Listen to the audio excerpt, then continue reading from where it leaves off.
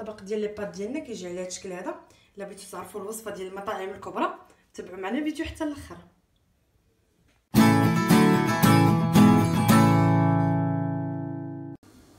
السلام عليكم البنات، كي دايرين؟ لاباس عليكم؟ اليوم فيديو جديد على القناه طبخيه سما. نتمنى يلقاكم بخير.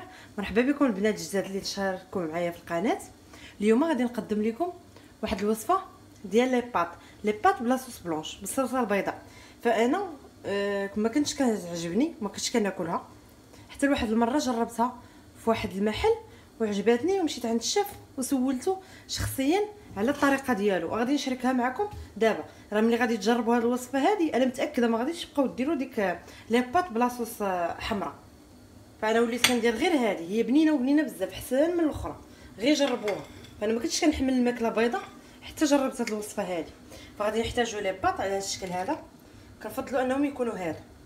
لما بغا عندكم هادو بتسخروا بواحد اخرين يمكن لكم. انا سخنت الماء حتى ولا كيغلي، غادي نضيفو مليه وغادي ندير فيه شويه ديال الملحه وشويه ديال زيت العود ونخليهم كيتسلقوا، وغادي ندوز معكم باش تصايبوا لاصوص ديالها. بالنسبه للصلصه البيضاء غادي نحتاجوا قطع ديال الديك الرومي ولا قطع ديال السداب ديال الدجاج، داكشي اللي عندكم. انا متوفرين عندي دابا قطع ديال الديك الرومي على هذا الشكل هذا. غادي نحطوهم في المقله، ما كنبداوش نشحروا من الاول، كنحطوا المقادير عاد ديك الساعه كنشحرهم دقه واحده. عندي جوج دروس ديال الثومه، فهي كتبغي الثومه شويه بالزيت وراه ما كتجيش النكهه ديالها باينه بزاف. فانا غادي نقشرهم. فانا غادي ناخذ الثومه اللي قشرت وغادي نبدا نقطع فيها على هذا الشكل هذا قطع اللي هي صغيره. فكما قلت لكم الثومه راه ما تتبانش بالنسبه للناس اللي ما كيبغيوش ياكلوها ولا. فانا الزوج ديالي ما تياكلش الثومه وما تيحش بها ملي كنديرها ليه، فكنديرها ما تيحش بها، ما تتعجبوش هكا. في الاطباق ديالي ديما انايا تنحكها حتى لهاد الطبق هذا. غنقطعها على الشكل هذا.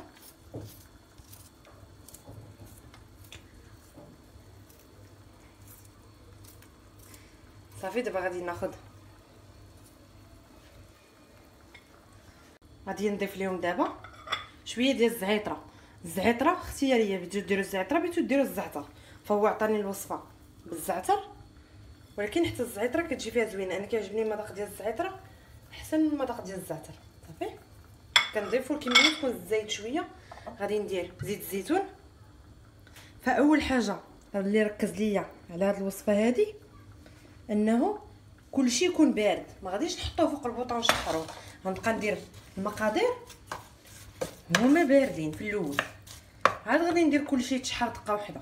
حيت الا درتو الثومه شحرتوها هي الاولى مع الزيت، غندير شويه ديال الملحه. الا شحرتو الثومه مع الزيت فهي كتعطي واحد الريحه اللي هي ما زويناش، كيتبدل ليها المذاق تماما. صافي وشويه ديال الابزار، تقريبا واحد نص معلقه صغيره ديال الابزار على حسب الابزار، واش نتوما طاحنينو ولا شارينو مطحون. الا كنتو شارينو مطحون غادي تزيدوا شويه، كنتو طاحنينو من الاحسن انكم تقلوا منه شويه. صافي على هذا الشكل هذا غادي نخلط هاد المقادير مع بعضياتهم. ودابا عاد غادي نديرهم فوق البوطه. تبعوا معايا المراحل وغادي تجيكم ناجحه 100%. صافي انا غادي ندير اللدان ديالي يتشحر مزيان حتى يتشحر، وعاد هذيك الساعه غنضيف عليه الشامبينيون. بالنسبه للشامبينيون فما يخلعكمش تقولوا لا الشامبينيون الوصفه غادي طيح علينا غاليه ولا. الشامبينيون هادو بثلاثه، انا شريتهم 3 دراهم، ما وصلش 3 دراهم، غير 2 دراهم غسيره 70 سنتيم. 3 ديال لي شامبينيون.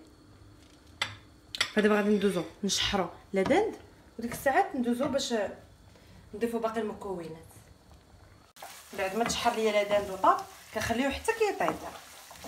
انا نقص عليه شويه البوطه احسن انكم طيبوا على نار هنا. غناخذ هاد الشامبينيون بعد ما غسلتهم، غادي نحيد ليهم هاد العود على هاد الشكل هذا، وغادي ناخذهم وغندير لهم هكا ونقطعهم على شكل طولي. فالشامبينيون راه كيطيب هذيك الساعه، من الاحسن انكم تخليوه حتى الاخر باش يحافظ على المذاق ديالو.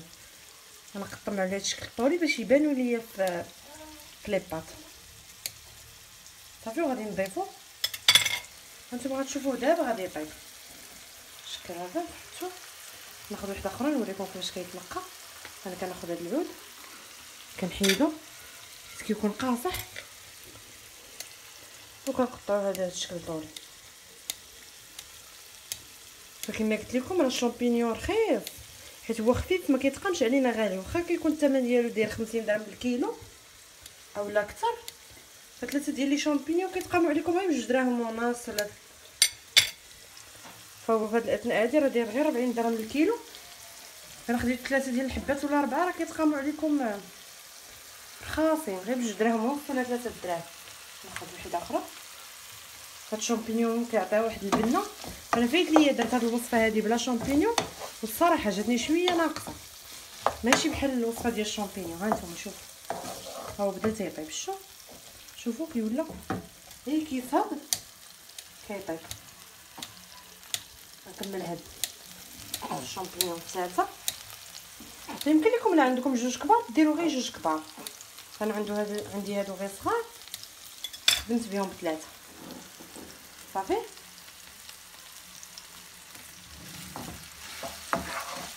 انا غادي نخلط هادشي مزيان غير شويه ديال الوقت. هانتوما شوفوا صافي الشكل هذا كيوجد صافي. هو كله دبل. شوف غير كيدبل صافي. غادي نطفي على هاد الصلصه وغادي نزيد عليها دابا واحد شويه ديال لا كريم فريش. كما قلت لكم لا كريم فريش راه كتباع بالعبر 20 درهم الليطرو. هانتوما شوفوا القرعه، شوفوا شحال ب 20 درهم. انا خدمت بها لي كلاص، خدمت بها الحلويات، خدمت بها بزاف وبقات ليا. غادي نضيف شويه ديال لا كريم فريش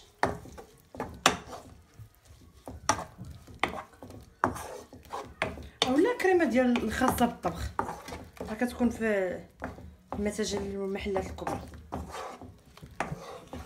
صافي. على هذا الشكل هذا غادي نضيف شويه ديال الفرماج احمر. الاحسن ان نضيفوه حتى الاخر، حتى هو كيعطي واحد التعليكه اللي زوينه صافي. هو غادي يذوب بوحديتو في داك الزهر ديال لاكريم. في هاد الاثناء انا سلقت لي باط ديالي على هذا الشكل هذا. شوفوا كتجي، فانا ما كنسلقاش بزاف غنوريكم. كتبقى قاصحه واحد شويه وهكا. قال لي تبقى ديري لي. انا كنت الصراحه كنطيبها بزاف ولكن هو قال لي تقريبا 3 دقائق وطفي عليها. فانا غادي نضيفها على الصلصه بالشكل هذا. فانا غسلت صفيتها من داك الماء ديالها خليتها حتى توجد لي الصلصه. فغادي نحرك مزيان المقادير. فهاد لي باط هادو راهم كيشربوا هذيك القشده على الشكل هذا. نحركهم مزيان باش تدخل ليهم قشده طريه ويدخل ليهم الفرماج وكلشي بالشكل هذا صافي. غادي نكمل التحرك حتى تشرب ليا هاد القشده الطريه وندوز باش نقدم معكم الطبق كيفاش كيجي. الطبق ديالنا ديال لي باط كيجي على هذا الشكل هذا. فهو كيوجد تقريبا غير في واحد 10 ديال الدقائق او اقل. والصراحه بنين بزاف، غير جربوه وراه ما غاديش تندموا. انا كما قلت لكم راه ما كنتش كناكل هاد الاطباق هادو ملي جربته فعجبوني بزاف. واخا نوصف لكم البنه ديالو راه واخا نعيا نوصفها لكم ما غاديش نقدر نوصف لكم البنه ديال هاد الطبق هذا. نتمنى انكم تجربوه وان الاعجاب ديالكم. الا عجبكم ما تنساونيش باللايك ديالكم والاشتراك في القناه والدعم ديالكم للقناه. نتلاقاو ان شاء الله في فيديو جاي. بسلام عليكم.